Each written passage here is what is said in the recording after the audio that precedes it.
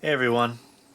So yes, I know it's been quite a long time since the last work in progress video I did for my Ez-8, but I have gotten a fair bit done. I'm nearing completion to the point where I can go outside and dull coat this kit, but there's still a bit to do, and I'm going to show a little bit of what I was doing in a sort of semi-tutorial thing later, but first I figured I'd show you some of the other things I've accomplished.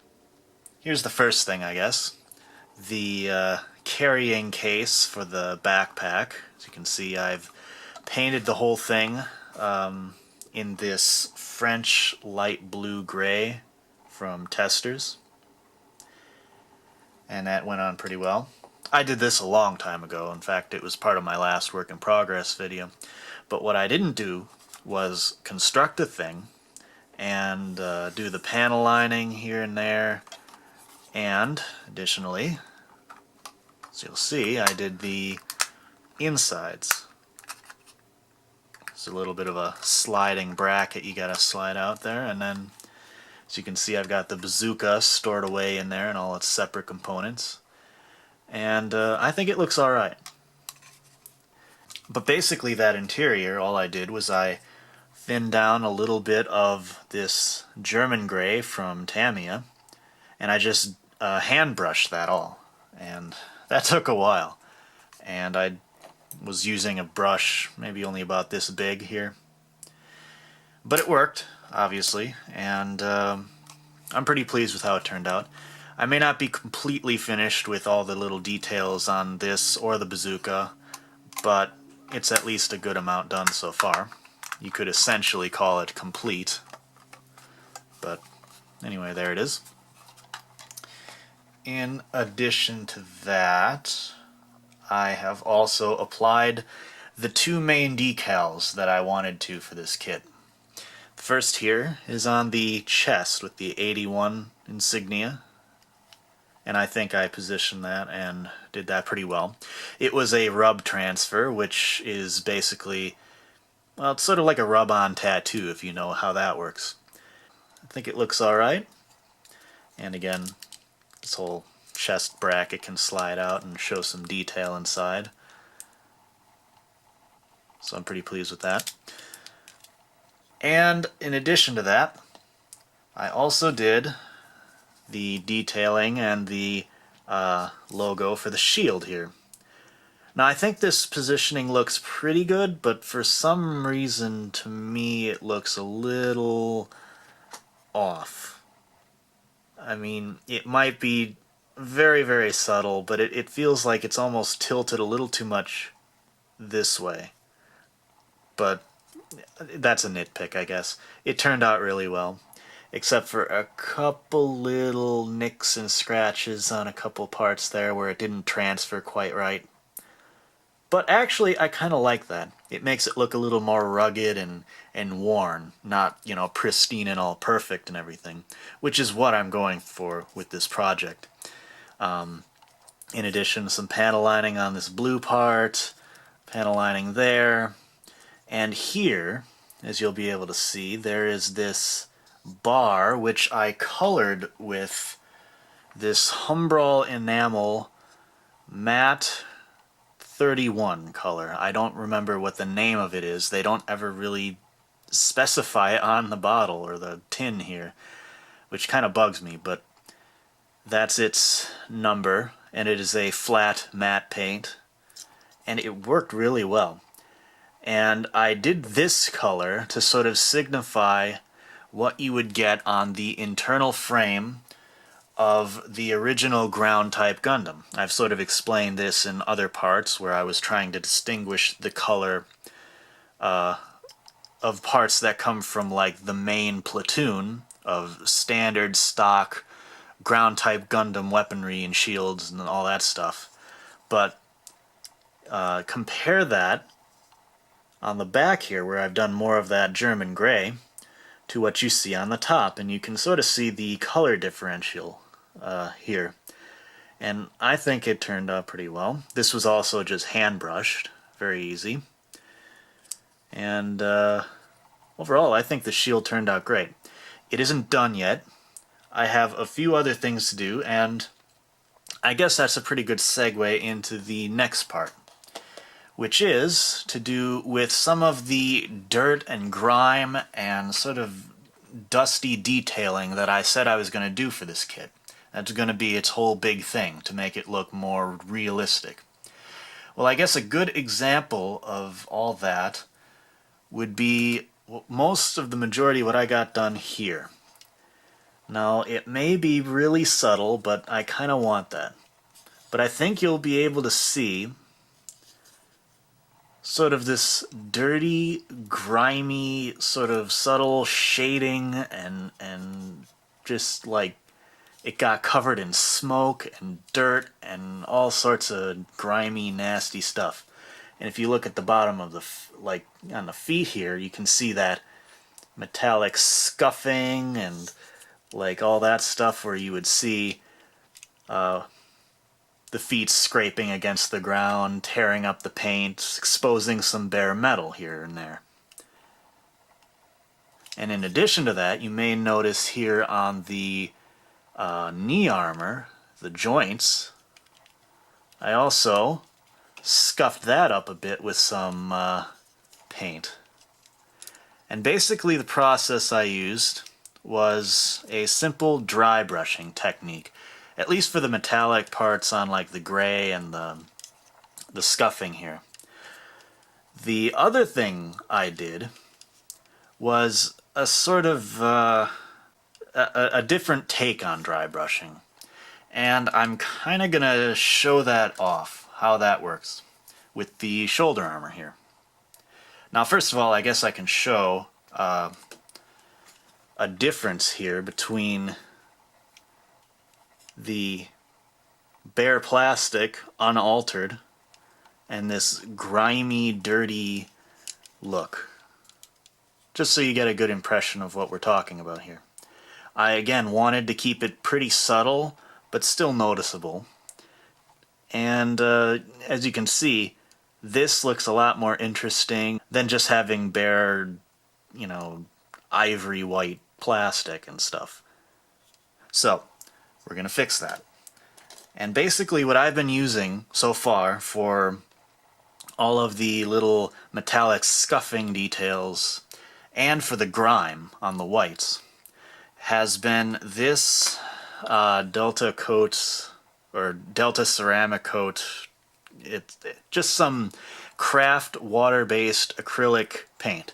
And this is metallic pewter color. I mean, if you found anything similar to this in a different brand, it would surely work just as well. But I had this on hand, and I've had it for a long time. So basically, I just shake up the paints to get some in the cap here. Now that will be more than enough for what we need. Now, I find that for this, a medium small brush like this works best. It's not marked what size it is, unfortunately, but if that helps sort of give you an impression of what I'm looking for, yeah. Or I suppose if you wanted, you could use a brush like this. I actually just picked this up and I used it, not to backtrack too much here, but I used it to do a little bit of dry brushing on this machine gun here. If you can tell how it's sort of got that iron-looking, brushed, metallic look, well, that's the effect of dry brushing with this same paint using the flat brush. And it worked pretty well. So, anyway, now that that's out of the way, we'll get on to the tutorial here. So, you just take your brush, you get a fair amount of paint on, but you don't need too much, because mostly you'll be wiping it off. Now what I like to do is twist and turn the brush as I'm wiping, so that the paint gets distributed within all the bristles on all sides evenly. And then you can kind of see where you're at. You'll get a feel of how much is right, how much brushing, how much paint, and you'll figure it out on your own. But basically, you'll have a little paint left over in here. And what you want to do is just sort of scrub it on. And it's okay to go a little thick on a coat like this. I'll just do the front part here.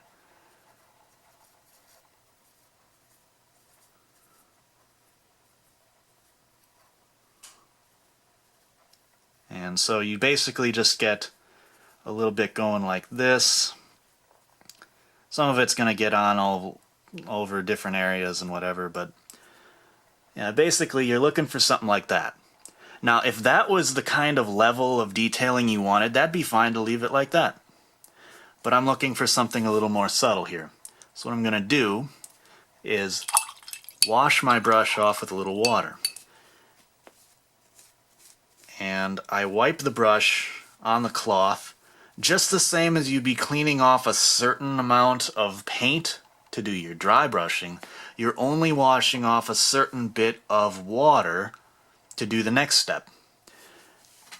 And so the brush will still be a little, very little moist.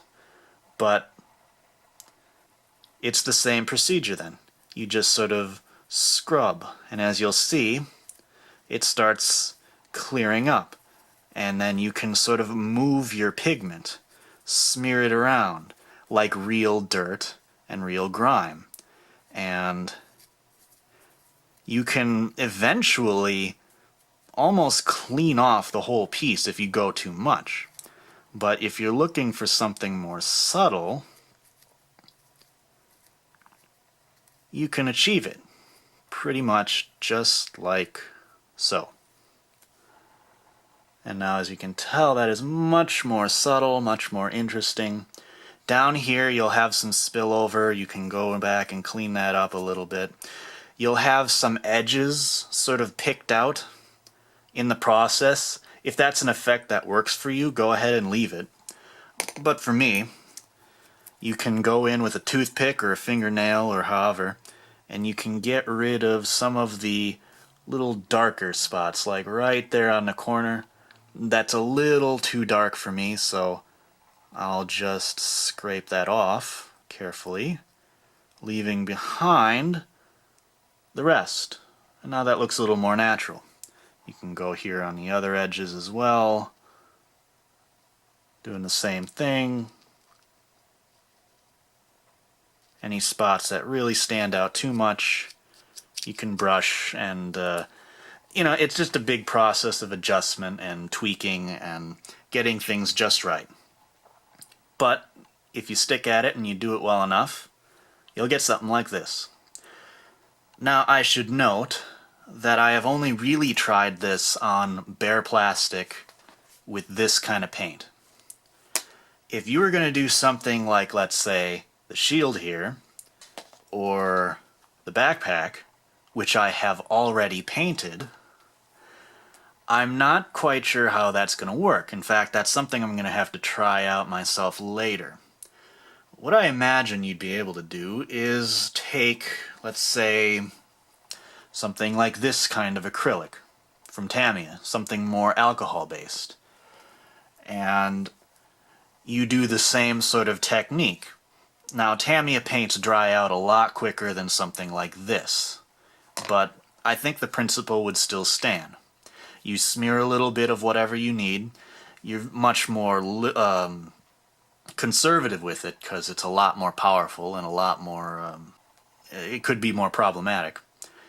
But anyway, once you've done enough, you would take a cotton bud dipped in a very, very, very, very small amount of rubbing alcohol, and you would essentially do the same thing I do with my brush when I'm cleaning up with the water.